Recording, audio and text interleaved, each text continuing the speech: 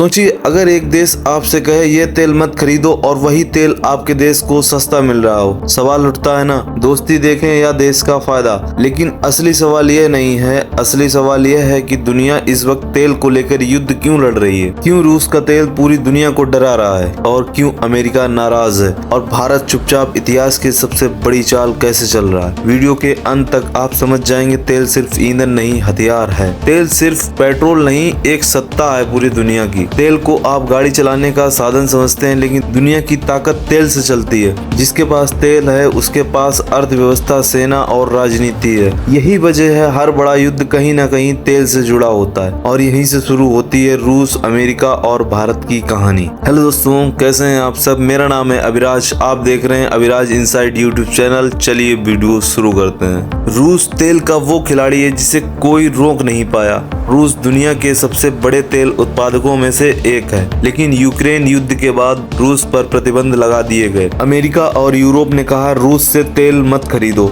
मकसद साफ था, रूस की कमर तोड़ दो। लेकिन यही हुआ खेल। रूस ने कहा अगर तुम नहीं खरीदोगे कोई और खरीदेगा, और तभी एंट्री होती है अपने देश भारत की। भारत जिसने भावनाओं से नहीं गणित से फैसला किया। भारत के सामने सवाल था देशभक्ति या फिर देश हित। रूस का तेल बाजार से 30 से 40% सस्ता था। भारत को ऊर्जा चाहिए थी, महंगाई रोकनी थी, और भारत ने वही किया जो कोई समझदार देश करता। भारत ने तेल खरीदा, लेकिन कहानी यही नहीं खत्म होती। अमेरिका क्यों नाराज हुआ? अमेरिका ने कहा रूस से तेल खरीदकर तुम युद्ध को फंड कर रहे हो। लेकिन अमेरिका खुद क्या कर रहा था? अमेरिका यूरोप को महंगा तेल बेच रहा था। अमेरिका चाहता था रूस का तेल बाहर और उसका तेल अंदर, यानी युद्ध की आड़ में तेल का बिजनेस। और भारत बीच में फंसा नहीं था, भारत खेल रहा था। भारत की सबसे शातिर चाल जो कोई नहीं बताता और कोई नहीं जानता। भारत ने रूसी तेल खरीदा और रिफाइन किया और उसी तेल को दूसरे देशों को बेच दिया। मजे की बात तो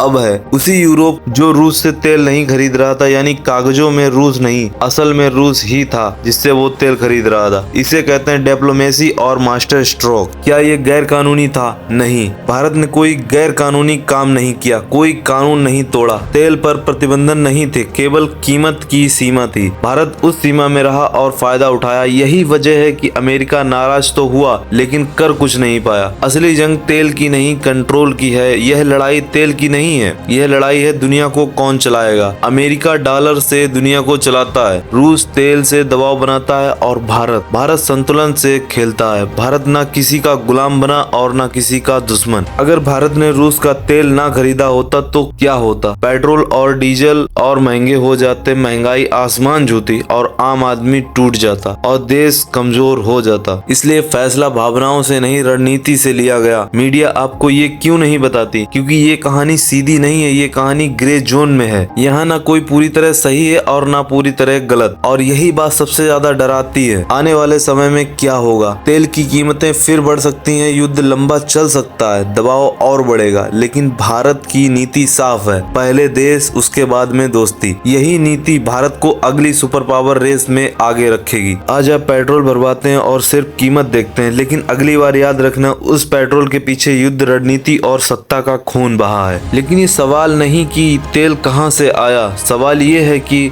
दुनिया किसके इशारे पर चल रही है। और सबसे डरावनी बात यह है, खेल अभी खत्म नहीं हुआ है।